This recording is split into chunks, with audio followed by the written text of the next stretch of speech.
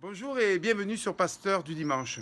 Nous sommes entrés dans un temps de communion mondiale. Bon, ce n'est pas celle que je préfère, mais tout de même j'ai envie de vous parler de communion, de fraternité, de joie, de liesse, mais aussi de larmes, de tristesse, de doute. Et oui, nous sommes rentrés dans ce temps où nous vivons la Coupe du Monde de football. Et c'est parti pour tous les supporters. Allez les gars, le match il commence. Apportez à boire et à manger. Un verset de la Bible me parle de cette communion. Si une partie du corps souffre, toutes les autres souffrent avec elle. Et si une autre partie est à l'honneur, toutes les autres partagent sa joie. Non, non, non, non. On en fait en prendre un. Être en communion les uns avec les autres, c'est ressentir, vivre, comprendre ce que les autres ressentent, vivent.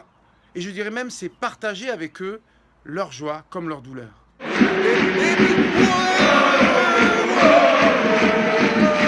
Mais ce verset nous dit encore quelque chose de plus important que la liesse ou la douleur. Il met en valeur ce que nous prenons souvent comme faiblesse. Chacun a sa place, quels que soient ses défauts, ses qualités. Chaque membre a son importance.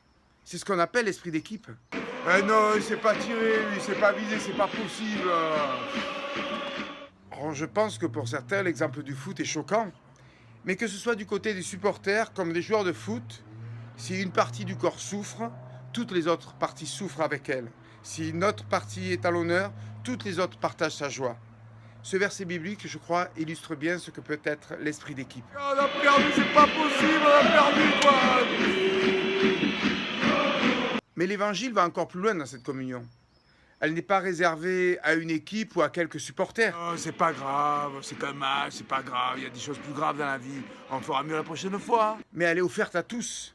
L'évangile, la bonne nouvelle, c'est qu'il n'y a plus de compétition à remporter et à gagner. La victoire finale est offerte à tous.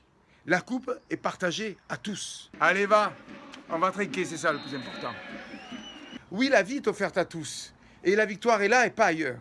Alors bon mondial à tous, et peut-être essayer de vivre cette fraternité avec les autres, quelle que soit l'équipe qui soutienne. Et sûrement nous pourrons alors communier les uns avec les autres, dans la douleur comme dans la joie, car la vraie vie est là. Alors choisis la vie. Et toi aussi, choisis la vie.